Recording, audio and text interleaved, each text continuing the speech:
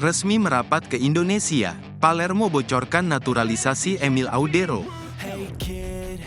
Klub sepak bola Palermo kembali menjadi sorotan setelah secara resmi memperkenalkan Emil Audero sebagai bagian dari skuad mereka. Yang menarik, klub Serie B Italia tersebut menyebut Emil sebagai pemain asal Indonesia, memicu reaksi besar di kalangan penggemar sepak bola tanah air. Sebelumnya, Emil bergabung dengan Como 1907. Namun sulit mendapatkan tempat utama karena persaingan dengan Jean Butes dan Pepe Reina. Akibatnya, Como memutuskan untuk meminjamkan Emil ke Palermo hingga akhir musim panas 2025. Pengumuman kepindahan Emil ke Palermo pada tanggal 3 Februari tahun 2025 awalnya tampak biasa saja. Namun, klub yang bermarkas di Sisilia itu mengejutkan publik dengan menyatakan bahwa Emil adalah pemain Indonesia pertama dalam sejarah mereka. Pernyataan ini disampaikan melalui unggahan di media sosial resmi Palermo, yang menampilkan foto Emil dengan latar belakang candi serta elemen budaya Indonesia, seperti motif batik Garuda. Unggahan tersebut semakin memanaskan spekulasi mengenai kemungkinan Emil memperkuat timnas Indonesia. Dalam keterangan yang diunggah, Palermo menulis 125 tahun sejarah pejuang Indonesia pertama, yang semakin mengundang perdebatan soal status kewarganegaraan Emil. Pasalnya, PSSI telah lama berupaya menaturalisasi Emil agar bisa bermain untuk timnas Indonesia. Sebelumnya, Emil lebih memilih untuk berkarir bersama timnas Italia, tetapi kini situasinya tampaknya mulai berubah, terutama setelah Palermo secara terang-terangan mengidentifikasikannya sebagai pemain Indonesia.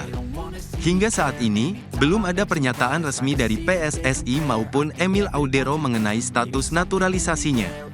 Namun, unggahan Palermo telah memicu antusiasme di kalangan supporter Indonesia.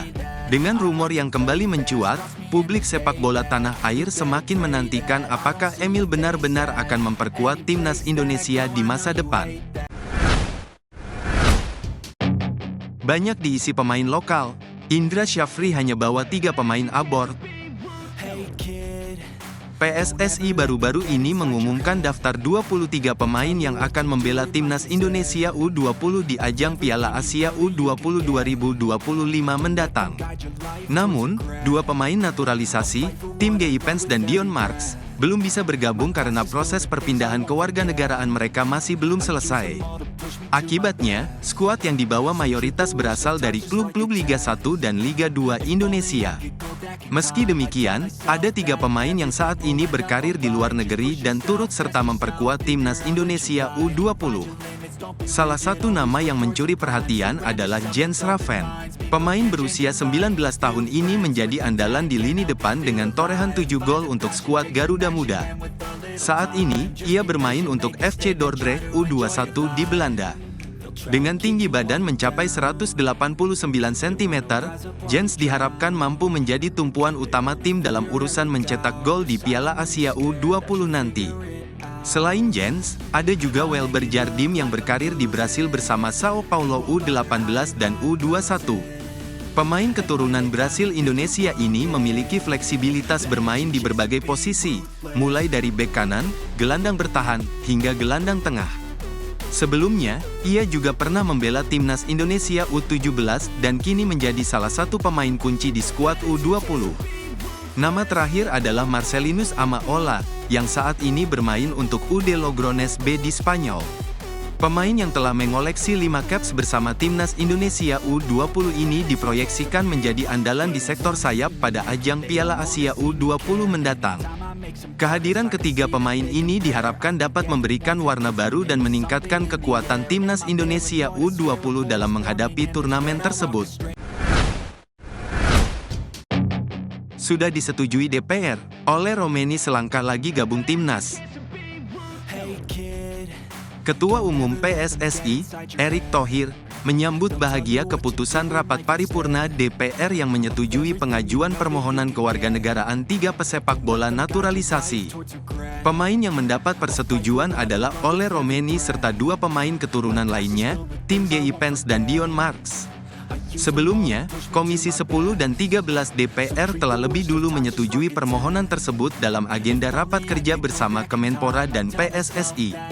Erik menilai kehadiran Ole Romeni sangat dibutuhkan oleh pelatih baru timnas Indonesia, Patrick Kluivert. Skill Ole sangat mumpuni, apalagi sejak perkuat Oxford, dia sudah 2 kali membela klub itu, ujar Erik. Kehadiran pemain berusia 24 tahun itu dinilai penting dalam menghadapi laga krusial melawan Australia di lanjutan penyisihan babak ketiga kualifikasi Piala Dunia 2026 pada tanggal 20 Maret mendatang. Meskipun belum mencetak gol, Erik menyoroti performa Ole yang mendapat penilaian positif dari pelatih Oxford United, Gary Rowett. Meski belum mencetak gol, tapi menurut pelatih Oxford, Gary Rowett, penampilannya di 2 laga tersebut dinilai baik, walaupun baru bergabung dalam tim, tambahnya. Kehadiran Ole diharapkan dapat menambah variasi dalam strategi permainan timnas Indonesia. Sebagai pemain yang bisa bermain di posisi penyerang sayap kanan, Ole diharapkan dapat menjadi senjata baru dalam lini serang timnas Indonesia. Saya harap, ia bisa menjadi andalan baru timnas untuk cetak gol ke gawang lawan, lanjut Erick Thohir. Dengan skill yang dimiliki, Ole diharapkan bisa memberikan kontribusi besar dan memperkuat daya saing timnas di ajang internasional.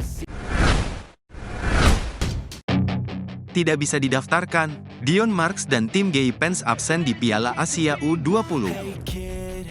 Dion Marks dan tim Gay Pens resmi mendapatkan status sebagai warga negara Indonesia setelah disetujui oleh DPR RI pada Senin.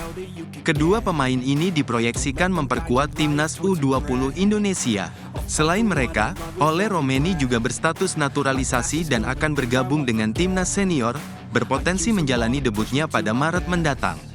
Meski begitu, Dion dan tim masih harus menunggu untuk bisa mengenakan seragam Garuda Nusantara dalam ajang resmi. Dion Marks memiliki pengalaman bermain sebagai bek tengah di NEC Nijmegen U21, sementara tim Gay Pens berposisi sebagai bek kiri di tim senior FC Emmen. Namun, Ketua Badan Tim Nasional, Sumarji, menegaskan bahwa keduanya tidak akan ikut serta dalam Piala Asia U20 2025. Hal ini disebabkan oleh keterlambatan dalam proses administrasi, sehingga mereka tidak bisa didaftarkan sebelum tenggat waktu pada tanggal 3 Februari. Oleh karena itu, pelatih Indra Syafri tidak memasukkan mereka dalam skuad yang akan bertanding di turnamen tersebut. Sebagai gantinya, Dion dan tim dipersiapkan untuk memperkuat timnas Indonesia dalam ajang SEA Games 2025 yang dijadwalkan berlangsung pada Desember tahun ini. Kehadiran mereka diharapkan dapat meningkatkan kekuatan tim dalam menghadapi persaingan di turnamen tersebut. Sumarji menegaskan bahwa meskipun mereka tidak dapat tampil di Piala Asia, peran mereka tetap krusial bagi masa depan timnas U20. Sementara itu, Indra Syafri tengah menyusun daftar 23 pemain yang akan berlaga di Piala Asia U20 2025. Indonesia tergabung dalam grup C bersama Uzbekistan, Iran, dan Yaman. Tim menargetkan lolos ke semifinal demi mengamankan tiket ke Piala Dunia U20 2025. Untuk memperkuat tim, pelatih juga telah menambah Kurniawan Dwi Yulianto sebagai pelatih striker guna mematangkan lini serang Garuda Nusantara.